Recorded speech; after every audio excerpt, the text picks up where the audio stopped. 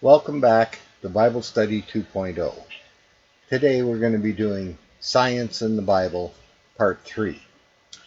In Science in the Bible, Part 1, we saw light was first proven to be a solid, and the following year, this discoverer's brother proved light was a wave. These discoveries showed us light has a dual nature. It's both a wave and a particle. In Science in the Bible Part 2, we looked at quantum mechanics and found this duality of light showed us sometimes light was a solid and sometimes due to the low wavelength when it changed to a wave made it virtually undetectable. In layman's terms, that photon was no longer here. Let's look at the photon as being on when it's detectable and off when it's no longer detectable. Furthermore, it showed us these characteristics are in everything from basic atoms to entire molecules. Digital computers run on providing information in ones and zeros. This is also represented as on and off. Quantum mechanics is telling us everything in our universe is subject to this on-off nature, making the entire universe digital. When I went to school, I was taught we lived in an unbound universe. It went on without end. Science today is telling us that is not true. Our universe has limits. If we say we live in a digital universe in a bubble, we aren't too far off the mark. Now let's leave the real heavy science for a bit and go to something a lot more familiar. Let's look at how the picture on a TV screen is produced. It's complicated and yet simple at the same time. Most of you will remember television screens that had huge cathode ray tubes, Many of these CRTs were like 2 feet wide and 2 feet thick. Directly under these huge CRTs, there was a board with all kinds of tubes, resistors, capacitors. At the back of the cathode ray tubes, there was a color gun that produced red, green, or blue lights. It was able to produce hundreds of thousands of different colors. The front of the CRT was comprised of pixels in lines going across the screen horizontally. When the color gun was fired at one of these pixels, the pixel would light up for about 1/60th of a second and show whatever color was aimed at it by the color gun. The color gun would then move to the next pixel in that line and fluoresce it with a color and so on until the entire first line of pixels had been lit up.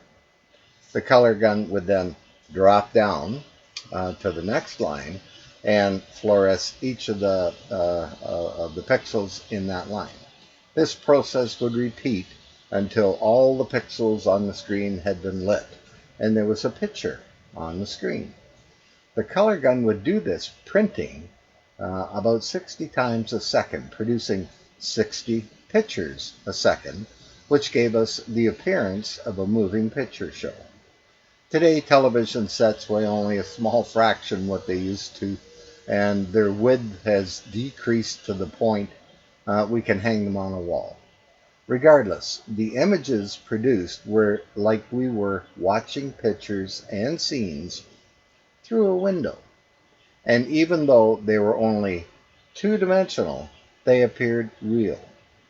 Today, Microsoft is producing holographic games and scenes that are three-dimensional. You can find many of these holographic productions on YouTube. Imagine your living room converted into a scene that looks real and has you sitting beside a canal in Venice.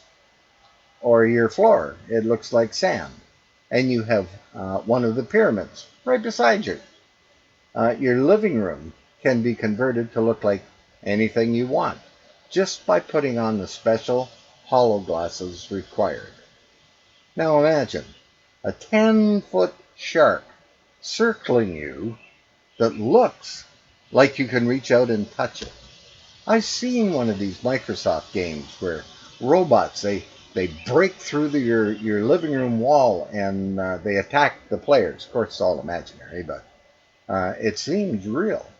None of it is real, but it looks very real with the hologlasses. All of this is being done with the same on-off digitized information of a television or computer. Quantum mechanics is telling us we live in a quantized universe where everything in it is digital, just like a computer, only much, much faster. Quantum mechanics is telling us we live in a finely tuned, incredibly intricate, created universe designed specifically and exactly for people. There are only two choices here. Either it was all an accident, or we have to look at design and say, where there is design, there is a designer. Let's say we spend all day Saturday straightening the mess in our garage, and I'm sure your garage is as bad as mine. We spend our time maybe building shelves and organizing all the clutter that seems to strangely appear over time.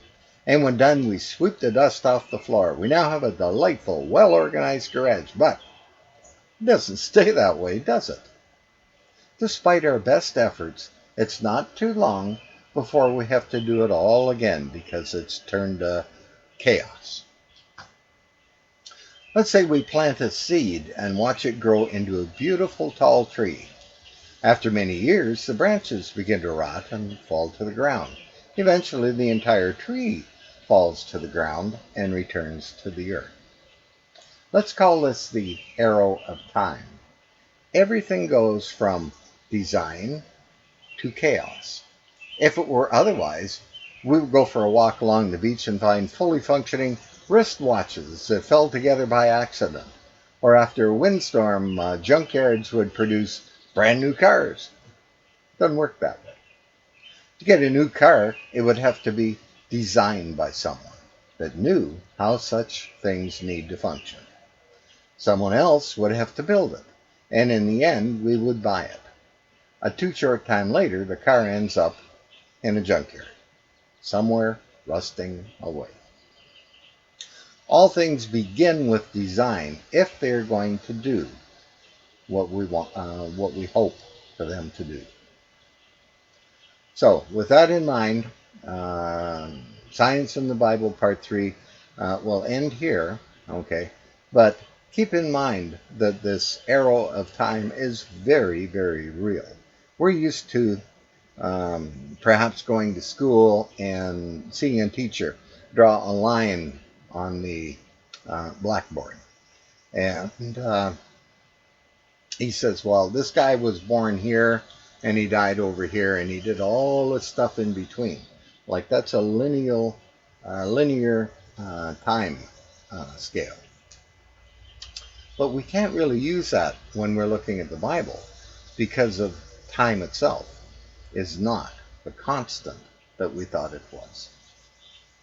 Anyway, that's all for Science in the Bible Part 3. Part 4 will be coming as soon as I can get it ready and get it uploaded. That's always a challenge because we have no internet here, or very, very little. So in the meantime, again, then, please hit the like button if you like what we're doing and share the videos. In the meantime, we love you guys and God loves you. If you haven't made that phone call to heaven, better get on it.